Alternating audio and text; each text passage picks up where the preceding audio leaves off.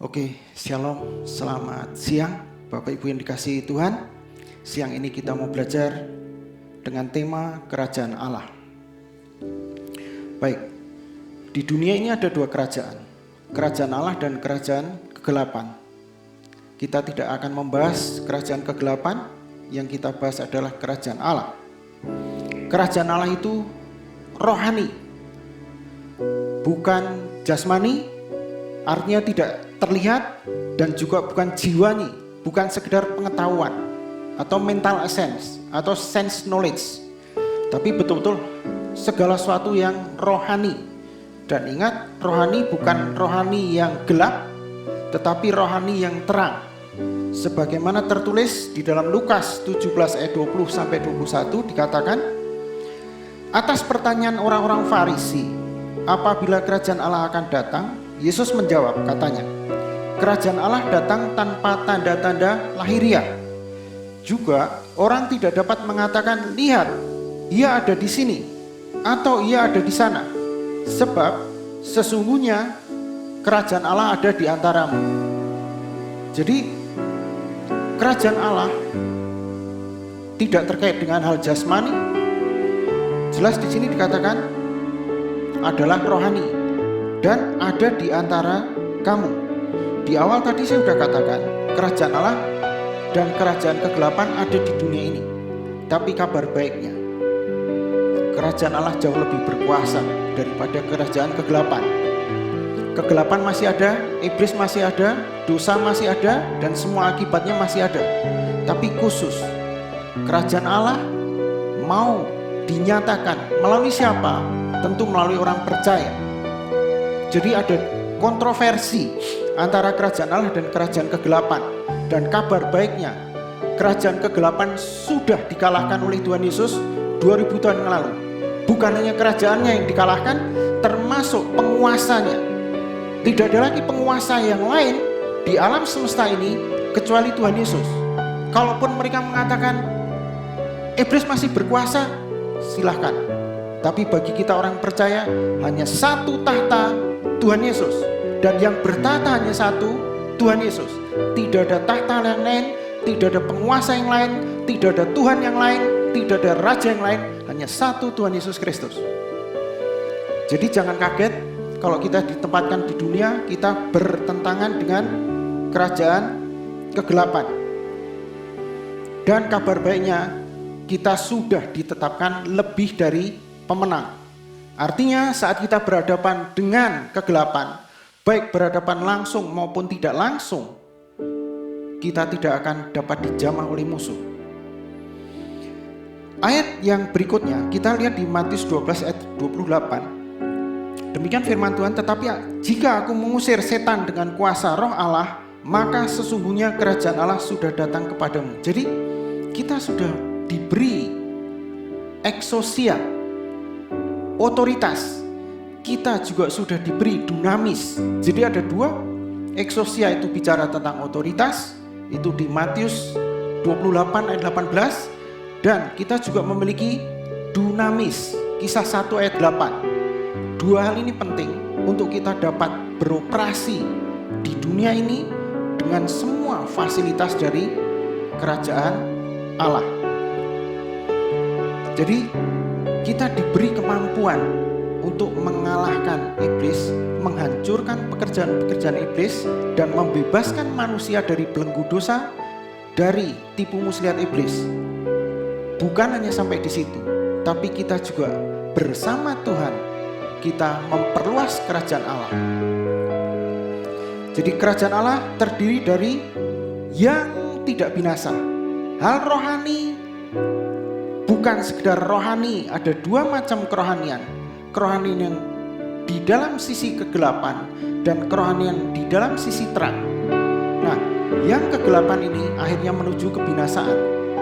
Yang di dalam sisi terang hidup kekal bersama Tuhan. Jadi kerajaan Allah tidak terdiri dari hal-hal yang dapat binasa. Darah dan daging tidak mendapat bagian di dalam kerajaan Allah. Artinya tidak terkait dengan darah dan daging, tidak terkait dengan materi, tidak terkait dengan logika. Bukan berarti tidak dipakai logika. Kita masih menggunakan logika, tapi bukan logika yang berperan. Yang berperan adalah rohani atau roh kita. 1 Korintus 15 ayat 50 mengatakan, saudara-saudara, inilah yang hendak kukatakan kepadamu, yaitu bahwa daging dan darah tidak mendapat bagian dalam kerajaan Allah, dan bahwa yang binasa tidak mendapat bagian dalam apa yang tidak dapat binasa. Jadi semua yang binasa tidak mendapat bagian di dalam kerajaan Allah. Dengan kata lain, aktivitas kita adalah menghasilkan semua yang bersifat kekal. Kenapa? Karena yang kita gunakan juga yang kekal, dengan cara-cara kekal, bukan dengan cara kegelapan, bukan dengan cara dunia. Asalnya dari yang kekal, kita gunakan dengan cara-cara kekal, otomatis hasilnya juga akan kekal. Seperti itu. Kemudian untuk mengetahui kerajaan Allah tidak sembarang orang, karena karunia. Nah, kuncinya di sini. Jadi Lukas 8 ayat 10 mengatakan, lalu ia menjawab, kepadamu diberi karunia untuk mengetahui rahasia kerajaan Allah.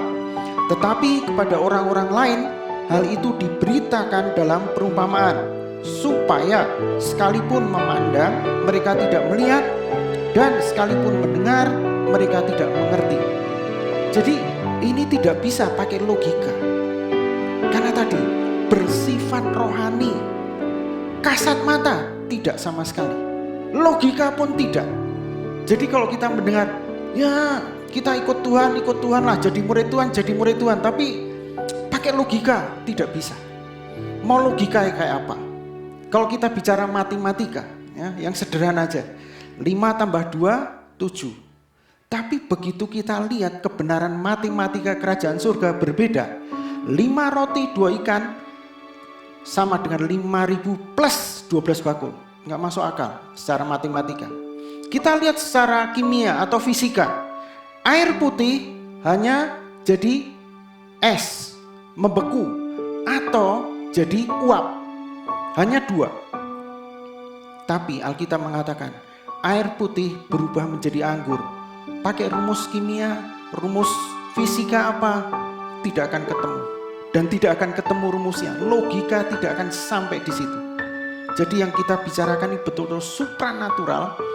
Kita orang percaya sudah dilengkapi dengan hal yang supranatural, dengan cara-cara supranatural, bukan dengan cara natural lagi, sehingga hasilnya pun supranatural. Kemudian berikutnya, mustahil. Tadi sudah dikatakan bahwa untuk mengerti segala sesuatu tentang kerajaan Allah ini tidak bisa dengan upaya manusia, tapi dengan karunia dari Tuhan. Jadi dengan kata lain, mustahil memasuki kerajaan Allah dengan kemampuan sendiri. Jadi siapapun manusia yang berasal dari dunia ini mustahil untuk bisa memasuki kerajaan Allah. Dikatakan di Markus 10 ayat 23-25, lalu Yesus memandang murid-muridnya di sekelilingnya dan berkata kepada mereka, alangkah sukarnya orang yang beruang masuk ke dalam kerajaan Allah. Murid-muridnya tercengang mendengar perkataannya itu, tetapi Yesus menyambung lagi, anak-anakku, alangkah sukarnya masuk ke dalam kerajaan Allah. Lebih mudah seekor unta melewati lubang jarum daripada seorang kaya masuk ke dalam kerajaan Allah. Jadi untuk masuk ke dalam kerajaan Allah mustahil. Manusia diberi satu syarat oleh Tuhan. Satu syarat ini pun tidak akan bisa dipenuhi oleh manusia normal, manusia natural, manusia duniawi. Sekali lagi, semua ini karunia dan anugerah. Jadi dikatakan orang yang beruang, orang kaya, pakai kemampuan kekayaan, pakai kekuatan sendiri, pakai apapun silahkan bisa disebutkan, tidak akan bisa dia memasuki kerajaan Allah. Nah, kemudian artinya apakah tidak ada orang bisa masuk? Tidak seperti itu, ya. mustahil, sangat sukar bukan berarti tidak ada yang bisa masuk. Ada tentunya. Ya. Kita lihat, apakah ada yang tidak layak untuk kerajaan? Tentu ada. Ya. Jadi bukan Tuhan yang membuat orang tadi tidak layak masuk kerajaan, tapi orang tersebut yang menolak anugerah atau pemberian cuma-cuma dari Tuhan. Lukas 9 ayat 62 mengatakan, tetapi Yesus berkata, setiap orang yang siap untuk membajak tetapi menoleh ke belakang tidak layak untuk kerajaan Allah. Jadi ada beberapa orang yang memang dia tidak layak untuk masuk kerajaan Allah. Dikatakan di sini orang yang siap membajak tetapi menoleh ke belakang. Artinya apa? Dia melihat ke kiri, ke kanan, dia melihat ke belakang. Dia tidak yakin dengan dirinya sendiri. Dia tidak yakin dengan Tuhan. Sehingga dia terlalu banyak alasan untuk masuk ke kerajaan Allah. Sekali lagi jangan salah paham, bukan Tuhan yang mendiskualifikasi seseorang, tapi orang tersebut yang mendiskualifikasi Tuhan, tidak masuk hitungan, atau dia mendiskualifikasi diri sendiri. Ya. Kemudian yang berikutnya, siapa yang mustahil memasuki kerajaan Allah selain tadi yang mengatakan tidak layak tadi karena menoleh ke kiri, ke kanan atau ke belakang, yaitu dikatakan yang menolak undangan jamuan atau menolak janji dengan berbagai alasan. Jadi kerajaan Allah itu adalah janji dari Tuhan. Ya, ada yang tidak bisa terima, ada. Dikatakan di Lukas 14 ayat 15, mendengar itu berkatalah seorang dari tamu-tamu itu kepada Yesus, berbahagialah orang yang akan dijamu dalam kerajaan Allah. Jadi ada orang-orang yang mengatakan, wah enak ya jadi murid Tuhan ya, enak ya jadi orang percaya, tidak melakukan apapun, hanya percaya berita Injil, dia selamat, dia bisa hidup sejahtera, dia bisa hidup makmur. Ya seperti itu, karena Tuhan tidak pernah mempersulit siapapun. Tuhan tidak pernah membuat masalah bagi orang. Ya, jangan salah paham lagi. Kita ditempatkan di dunia ini sudah bermasalah. Masalah bukan dari Tuhan. Masalah sudah ada di dunia. Sebelum kita lahir sudah ada masalah. Kenapa? Karena masalah akibat dari dosa. Jadi jangan salah paham. Bukan Tuhan yang meng-create masalah. Kalau kita kembali ke kitab Kejadian, hari pertama sampai hari kelima, semua yang diciptakan Tuhan baik adanya. Khusus di hari ke-6, setelah selesai hari ke-6, Tuhan mengatakan semua sungguh sangat baik. Tuhan tidak pernah membuat masalah, Tuhan tidak pernah menciptakan masalah. Masalah timbul karena apa? Adam berdosa. Nah, kembali soal dosa ini, dosa itu bukan perbuatan. Dan dosa tidak diizinkan Tuhan sama sekali. Kalau orang mengatakan Tuhan izinkan dosa, kita buktikan. Waktu Tuhan ngomong ke Adam, jangan kamu makan buah pengetahuan baik dan jahat ini. Saat kamu makan, kamu mati. Tidak ada dikatakan di situ, mana tulisan diizinkan Tuhan berbuat dosa. Tidak ada. Tegas sekali Tuhan mengatakan, jangan kamu makan buah pohon pengetahuan baik dan jahat ini. Apabila kamu makan, kamu mati. Nah, yang dilakukan Hawa, padahal Adam ada di sampingnya, dia memang tidak makan. Tapi iblis dengan manifestasi sebagai ular, dia menipu Adam dan Hawa dengan apa? Membuat hati Adam dan Hawa tidak percaya perkataan Tuhan. Itulah dosa. Jadi dosa bukan hanya berbuat, mengambil buah pengetahuan baik dan jahat dan dimakan. Tidak seperti itu. Tapi hatinya tidak percaya dengan perkataan Tuhan, tinggal diikuti oleh tindakan. Jadi yang diserang oleh iblis hati supaya tidak percaya dengan perkataan Tuhan. Maka Tuhan katakan kepada kita, jaga hatimu dengan segala kewaspadaan, supaya apapun yang bukan firman Tuhan, apapun yang bukan kebenaran, kita tidak perlu percaya sepenuhnya. Kita cukup percaya hanya untuk berinteraksi dengan orang lain di dunia ini. Tapi untuk ketetapan hidup, untuk ketentuan hidup, hanya firman Tuhan. Yang bukan firman, jangan dimasukkan ke hati. Kalau mau diingat boleh, dihafal silahkan. itu tidak ada salahnya, itu baik, tapi itu tidak benar.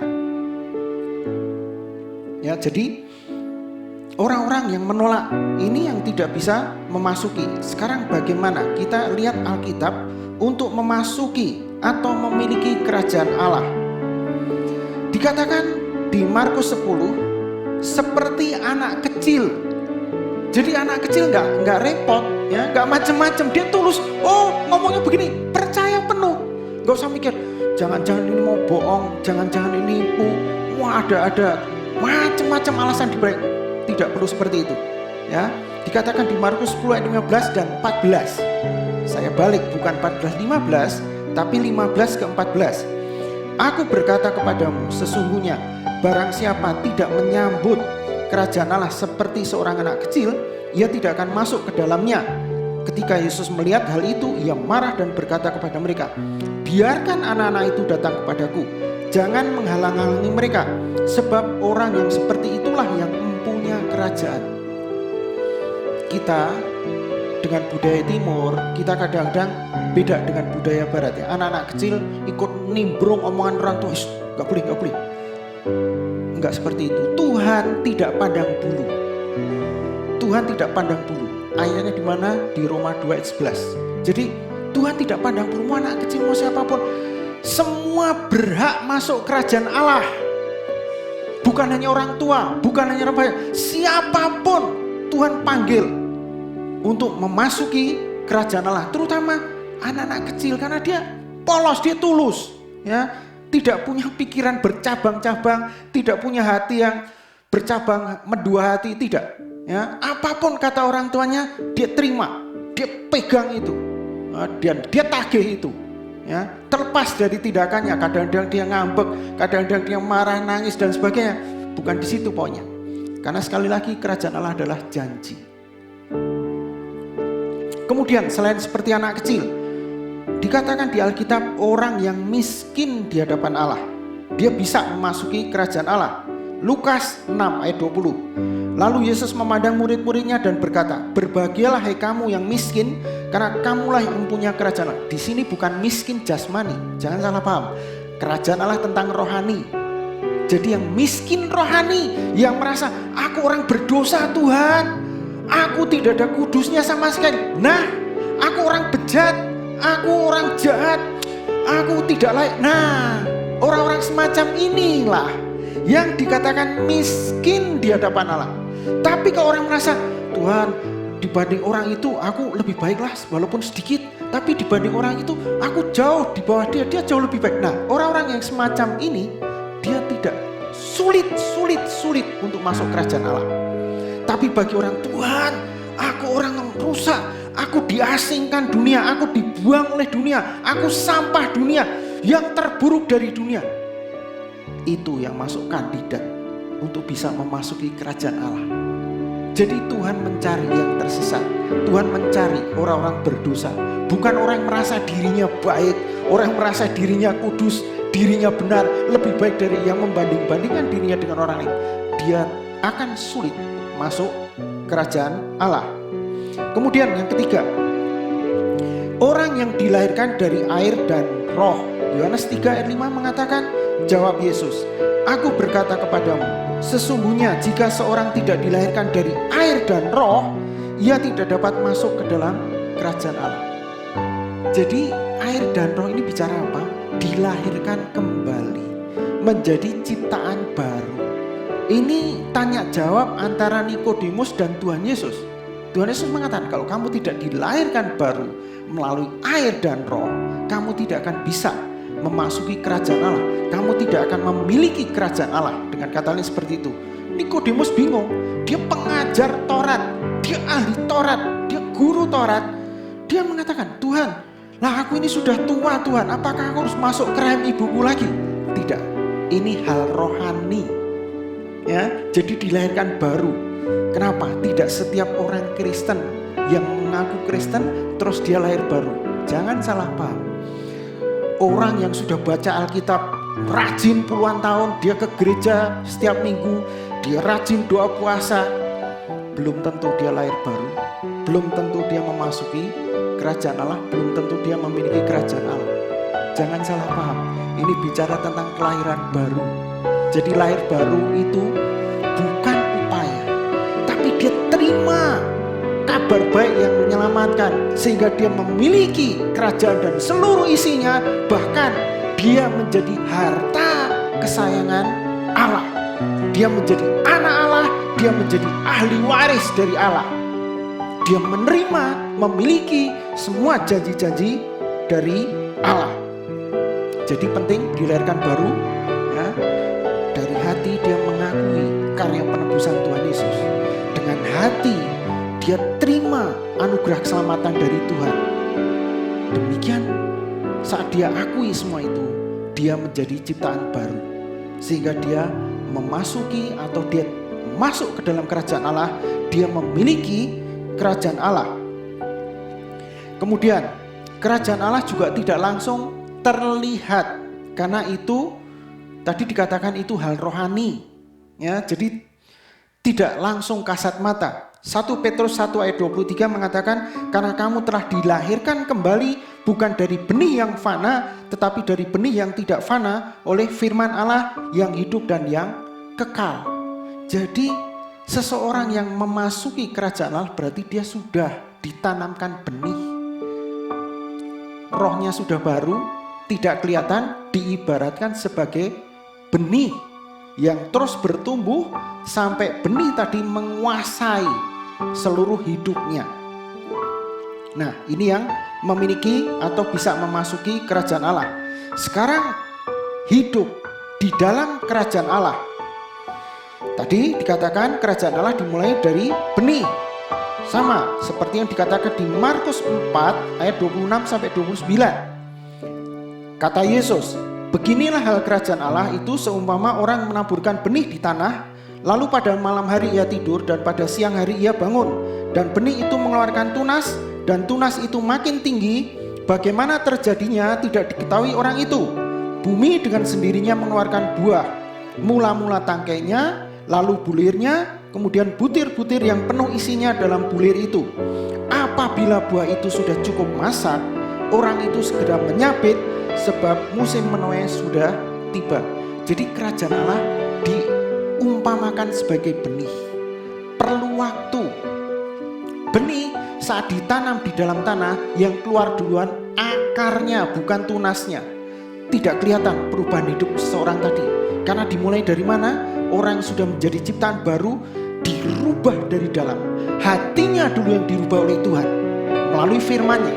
Hatinya berubah, kemudian meningkat. Jiwanya, pikirannya mengalami pembaruan. Kemudian emosinya mulai terkendali, keinginannya mulai selaras dengan kehendak Tuhan. Kemudian panca indera jasmaninya mulai selaras dengan firman Tuhan. Jadi bukan upaya dari luar dimasukkan ke dalam diri kita, bukan, tapi yang dari dalam kita dikeluarkan. Dengan apa? Dengan iman, dengan tuntunan Roh Kudus, dengan terang firman Tuhan. Jadi bukan upaya dari luar, bukan kita raih dari luar, tapi kuasa yang di dalam kita keluarkan. Seperti dikatakan di Yohanes 7 ayat 37 yang mengatakan bahwa apabila seseorang sudah lahir baru, dari hatinya akan mengalir aliran-aliran kehidupan yang terus-menerus sampai kepada hidup yang kekal. Jadi benih tadi pasti bertumbuh. Kenapa? Yang membuat pertumbuhan adalah Allah, bukan usaha sendiri. Usaha kita hanya menjaga hati. Ya, kita tidak bisa menjaga orang lain. Kita berdoa buat orang lain bisa, untuk menjaga orang lain, untuk mengendalikan orang lain tidak bisa. Kuasa otoritas yang Tuhan berikan pada kita, terutama untuk mengontrol diri kita sendiri dulu, selaras dengan Tuhan dan firman-Nya. Kemudian dinamika saat menabur benih ada di Matius 13 ayat 37 sampai 39. Ia menjawab katanya, orang yang menaburkan benih baik ialah anak manusia, ladang ialah dunia. Benih yang baik itu anak-anak kerajaan, dan lalang anak-anak si jahat. Musuh yang menaburkan benih lalang ialah iblis. Waktu menuai ialah akhir zaman, dan para penuai ialah malaikat. Jadi kita lihat ya, kita ditempatkan di dunia kita adalah anak-anak Allah atau kita benih kerajaan. Benih kerajaan yang dimiliki oleh Allah Bapa, ladangnya adalah dunia. Kita ditanam di dunia untuk apa? Berlipat ganda. Dengan kata lain, kerajaan Allah makin luas di dunia ini. Seperti dikatakan di kitab Kejadian Kejadian 1 ayat 26-27, Tuhan mengatakan, mari kita ciptakan manusia. Untuk apa tujuannya? Beranak cucu, berkembang biak. Demikian pula kita. Kerajaan Allah dimulai oleh Tuhan Yesus. Dia sebagai yang sulung, dia bangkit dari antara orang mati. Kemudian kerajaan Allah dimanifestasikan melalui 120 murid Tuhan yang dipenuhi Roh Kudus di loteng atas dan terus berlanjut bermultiplikasi berlipat ganda sampai kita hari ini. Jadi dengan kata lain, kerajaan Allah adalah anak-anak Allah yang ditanam Allah di bumi ini, di dunia ini untuk terus berlipat ganda. Itu tujuan hidup kita. Jadi buat orang-orang Kristen, kabar baiknya kita sudah dibukakan Tuhan tujuan hidup kita, yaitu untuk berlipat ganda. Jadi bukan hanya sekedar kita menikmati diri sendiri, menikmati kasih dan kebaikan Tuhan, menikmati berkat-berkat Tuhan. Tidak seperti itu. Itu masih setengah jalan. Kalau kita mau sampai tuntas, kita memultiplikasi ciptaan baru, memultiplikasi kerajaan Allah, memultiplikasi Kristus di dunia ini. Ya, jadi dinamiknya seperti itu. Saat kita menabur benih, apakah gampang? Tentu sulit, karena masih ada iblis. Tapi kabar baiknya, tidak ada mustahil bagi kita. Sesulit apapun, kita di atas. Mau masalah paling kecil, mau masalah paling besar, kita di atas masalah. Sehingga kita bisa tarik orang-orang keluar dari masalah. Bukan malah kita terjerumus di dalam masalah. Salah besar.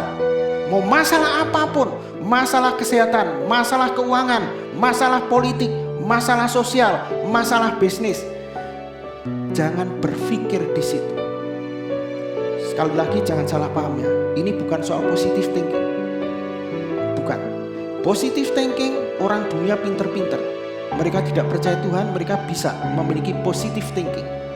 Tapi bedanya dengan kita apa? Ingat, ini hal rohani, bukan pikiran, bukan jiwa. Pikiran hanya jiwa. Maka positive thinking bisa diraih oleh orang yang tidak percaya Tuhan Yesus. Tapi karena kita percaya Tuhan Yesus, kita harus melampaui positive thinking. Pikiran Kristus, absolute thinking. Kalau kita hanya sampai di tataran positive thinking, kita kalah sama dunia. Kita tidak bersaing dengan dunia, tapi kita sedang bertanding iman. Gunakan bukan positive thinking, tapi pikiran Kristus. Karena Kristus yang hidup di dalam kita. Ya, jangan salah paham. Saya menyampaikan ini banyak orang, Pak nggak bisa Pak, yang benar positive thinking, silahkan. Ya, dulu saya juga bingung, tapi begitu saya dalami, tidak. Hidup di dalam kerajaan Allah tentang rohani, bukan hanya sekedar tataran jiwa, tapi ini betul-betul rohani yang supranatural. Kita tetap pakai logika kita untuk berinteraksi dengan dunia, tapi untuk kita menjalani hidup bukan sekedar logika, tapi semua yang bersifat rohani, semua yang supranatural. Ya, jadi dinamika saat kita juga menabur benih, ingat, firman bukan ditabur di dalam logika kita. Kalau firman hanya dihafal, firman hanya direnungkan, hanya dihafal, belum sampai ke sasarannya, belum akan terjadi pelipat gandaan, belum akan terjadi multiplikasi. Tapi apabila firman ditanam di dalam hati, pasti dia akan berbuah, pasti dia akan berlipat ganda. Jadi jangan salah paham ya. Saya tidak mengatakan menghafal firman itu jelek, menghafal firman baik ya, tapi lebih baik lagi tanam di dalam hati. Dengan cara apa? Merenungkannya, memikirkannya, membayangkannya, memeditasikannya. Kemudian mulut apa? Mengakui kerajaan ini, mengakui kebenaran-kebenaran firman, dan hati kita terus percaya kepada Tuhan. Jadi hati terus percaya, tidak goyah. Pikiran memikirkan firman Tuhan, merenungkan firman Tuhan, membayangkan firman Tuhan, mulut mengakui firman Tuhan. apa yang kita pikirkan, apa yang kita akui, itu pasti jadi. Atau dengan kata lain, pikiran kita memikirkan janji-janji Allah, mulut kita mengakui janji Allah, hati kita percaya kepada Tuhan, jangan goyah, jangan mendua hati. Begitu 3 hal ini terus jalan, tidak heran janji Allah tergenapi dalam hidup kita. Di dalam Alkitab ada 33.000 janji Allah, tersedia bagi setiap kita yang percaya dan tidak akan berkurang. Ya, jadi saya belum pernah ngitung sendiri, tapi ada ahli teologi yang menghitung ada 33.000 janji Allah, dan kabar baiknya 33.000 ini tersedia setiap hari untuk masing-masing kita orang percaya. Bagaimana mengalaminya? Bukan diraih masuk ke dalam, tapi semua itu sudah ada di dalam kita. Kita keluarkan dengan iman, karena itu anugerah dari Tuhan. Ya, kita memiliki karunia untuk bisa mengeluarkan itu. Karunia apa? Karunia iman. Dan iman mendengar. Apa yang kita dengar? Firman Kristus. Jadi ada karunia mendengar dan terwujud. Seperti itu ya. Dari hati kerjasama dengan pikiran, kerjasama dengan mulut kita, selaras tiga-tiganya, janji Tuhan tergenapi. Jadi apabila ada yang bermasalah dalam keuangan, temukan firman-firman tentang keuangan. Itu janji Tuhan. Kita tidak akan bermasalah dalam keuangan. Kita bukan yang dibuat kaya secara materi, kaya secara keuangan, tapi kaya rohani. Kalau kaya rohani, nah ini hal yang tentang materi dan tentang uang itu paling kecil. Kalau hal yang kecil kita tidak percaya sama Tuhan, bagaimana hal yang besar kita mau percaya? Dengan yang tidak kelihatan, bagaimana kita mau percaya sama Tuhan? Yang kasat mata kita tidak mengandalkan Tuhan, tidak percaya bahwa Tuhan menyediakan menurut kekayaan kemuliaannya. Ya, banyak orang yang salah paham di sini. Kita tetap harus kerja keras. Oke, kita kerja keras bukan untuk cari uang. Kita kerja keras bukan untuk berusaha. Kita kerja keras bukan untuk bisnis. Tapi kerja keras untuk memahami firman Tuhan. Untuk kita menggunakan akses iman tadi. Menerima karunia dari Tuhan dan menggunakannya sesuai dengan maksud dan tujuan Tuhan. Nah, kerajaan Allah tentang rohani, tadi sudah saya katakan, Roma 14 ayat 17 juga mengatakan, sebab kerajaan Allah bukan soal makanan dan minuman, tetapi soal kebenaran, damai sejahtera dan sukacita oleh Roh Kudus. Jadi kerajaan Allah tentang rohani, sukacita itu rohani, kuasa itu rohani, damai sejahtera itu rohani, bukan perasaan, bukan pikiran, bukan emosi, jangan salah paham ya. Ini kekal dan ini tetap, tidak naik turun. Karena rohani tidak bertambah dan tidak berkurang. Dia konstan, dia kekal, dia abadi. Kenapa orang Kristen mengatakan, Pak, damai sejahtera aku hilang? Karena dia masih punya pola pikir duniawi, pola pikir lama. Ingat, manusia yang belum percaya Tuhan, dia dipimpin, didikte oleh jiwa dan panca indera jasmaninya.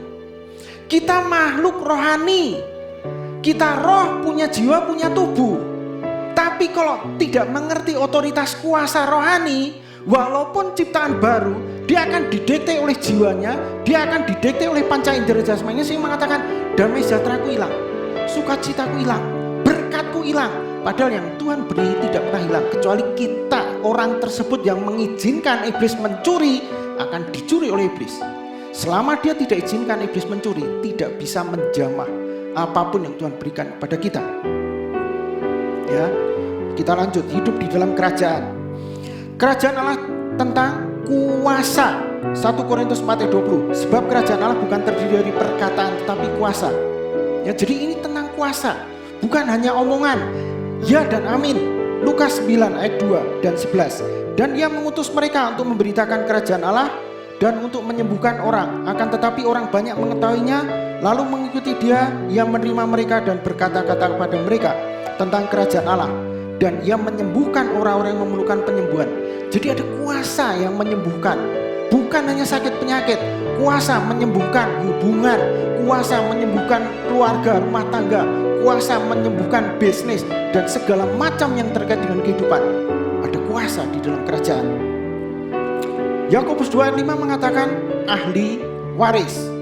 Dengarkanlah hai saudara-saudara yang kukasihi, bukankah Allah memilih orang-orang yang dianggap miskin oleh dunia ini untuk menjadi kaya dalam iman dan menjadi ahli waris kerajaan yang telah dijanjikannya kepada barang siapa yang mengasihi Dia. Jadi kita ahli waris, bukan hanya rohani. Ingat, berkat Abraham itu berkat materi, berkat jasmani, berkat jiwani, berkat rohani. Jadi seluruh aspek hidup Abraham wujud dari berkat Allah. Demikian pula dalam hidup kita. Jadi berkat bukan hanya rohani saja, tapi berkat jiwani, pengertian akan segala sesuatu, ya, melampaui logika orang dunia. Kemudian berkat jasmani, usianya menjadi panjang, awet muda, sehat supranatural. Dan berkat materi, harta kekayaan termasuk keuangan dan lain sebagainya. Tapi ingat, jangan berhenti di situ. Itu bukan sasaran kita, itu sarana dari Tuhan untuk mencapai maksud dan tujuan Tuhan. Yaitu apa? Memperluas kerajaannya, memberitakan Injil, dan melipat gandakan kerajaan tadi. Galatia 5 ayat 21 mengatakan, ada orang-orang yang sudah menjadi ciptaan baru, tapi kalau dia tidak menyadari dirinya, dia akan hidup seperti orang dunia. Dikatakan, kedengkian, kemabukan, pesta pora, dan sebagainya. Terhadap semuanya itu kuperingatkan kamu, seperti yang telah kubuat dahulu, bahwa barang siapa melakukan hal yang demikian, ia tidak akan mendapat bagian dalam kerajaan Allah. Jadi ada orang-orang sudah menjadi ciptaan baru, sudah dilahirkan baru, tapi dia menjalani hidup tidak sesuai dengan identitas barunya. Dia mengatakan, aku ini masih orang berdosa, aku ini masih kedagingan. Padahal Alkitab mengatakan kita dikuduskan sekali untuk selama-lamanya. Daging kita sudah mati dikubur waktu kita dibaptis. Masih ngakuin kedagingan lagi, masih mengakui tidak layak, masih mengakui orang berdosa. Tidak heran dia tidak bisa menerima, mengalami kerajaan Allah. Bukan Tuhan yang salah, dia yang salah paham dengan kebenaran ini, sehingga dia tidak merdeka, tidak mengalami kerajaan Allah, tidak mengalami janji-janji Allah. Yang terakhir, kerajaan Allah tidak tergoncangkan. Ibrani 12 ayat 28. Jadi karena kita menerima kerajaan yang tidak tergoncangkan, marilah kita mengucap syukur dan beribadah kepada Allah menurut cara yang berkenan padanya dengan hormat dan takut. Jadi ingat, saat kita menjalankan hidup oleh iman, ya, kita sadar kita sudah ada di dalam kerajaan Allah. Kita menjalani hidup oleh iman dengan identitas yang baru, ya. Kita memiliki kerajaan, kita ahli waris kerajaan. Dengan kata lain, berkat-berkat Tuhan akan mengalir melalui kita, mengisi seluruh aspek hidup kita, sehingga saat dunia krisis, saat dunia goncang, justru kita increase, kita surplus. Tidak pernah dikatakan Alkitab, kamu akan kekurangan, tidak. Kamu akan turun, tidak. Kamu kepala, kamu akan naik, kamu akan berlipat ganda. Kenapa? Ini semua karena janji Tuhan, bukan upaya kita. Jadi dengan kata lain, hidup di dalam kerajaan, mengalami kerajaan adalah hidup oleh iman, bukan upaya kita. Sekali lagi, jangan salah paham. Ini bukan tentang usaha, tapi kepercayaan. Hidup oleh iman, simple. Tadi, pikiran memikirkan janji-janji Allah, memikirkan segala sesuatu tentang kerajaan Allah. Kemudian, mulut mengakui janji-janji Allah, mulut mengakui segala sesuatu tentang kerajaan Allah, hati percaya kepada Tuhan. Tiga hal ini terus-menerus. Percaya, terus lakukan tiga hal ini, pasti mengalami. Percaya lagi, alami, percaya lagi, alami. Dan saat dunia goncang, kita justru makin kokoh berdiri. Bahkan kita seperti pohon yang ditanam di tepi aliran air, yang tidak pernah layu daunnya. Bahkan banyak makhluk yang berlindung. Kita beri makan, bukan hanya makanan jasmani, tapi kita beri makan makanan rohani yang luar biasa dari Tuhan. Semua bukan berasal dari kita, semua ini adalah anugerah Tuhan. Terima kasih. Selamat siang. Tuhan Yesus memberkati.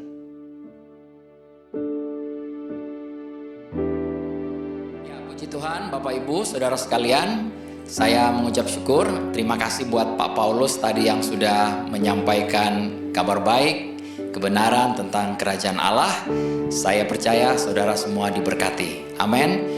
Mari kita tutup acara ini dia dengan doa. Kita mau berdoa bersama-sama. Bapa, kami mengucap syukur kepada Engkau. Terima kasih untuk segala kebaikan-Mu ya Tuhan. Terima kasih kalau kami boleh memiliki kerajaan Allah itu. Kami boleh masuk dan menikmati segala berkat-berkat rohani yang Engkau sudah sediakan. Bahkan secara fisik, secara mental, secara jasmani, dan secara keuangan, bahkan secara rohani, kami semua diberkati ya Bapa. Terima kasih. Kami bersyukur ya Tuhan. Terima kasih buat hamba-Mu Pak Paulus yang sudah menyampaikan kabar baik. Aku berdoa Engkau yang sudah memberkati dia ya Tuhan, dan yang sudah membawa dia juga terus masuk ke dalam panggilan-Mu ya Bapa. Terima kasih. Kami semua diberkati ya Bapa. Dan saudara-saudaraku yang kekasih, saat ini mari terima berkat dari Allah Bapa, dan ada cinta kasih dari Tuhan kita Yesus Kristus, penyertaan, penjagaan, perlindungan, hikmat dari Allah Roh Kudus menyertai kami, menyertai kita semua. Mulai saat ini tidak ada satupun sakit penyakit yang boleh datang ke dalam kehidupan kami, dan semuanya itu dia karena kami percaya kami semua dijaga, dilindungi oleh Engkau ya Bapa. Terima kasih Bapa di surga. Kami menerima semua berkat-Mu ini di dalam nama Tuhan Yesus Kristus. Haleluya. Amin. Shalom. Puji Tuhan.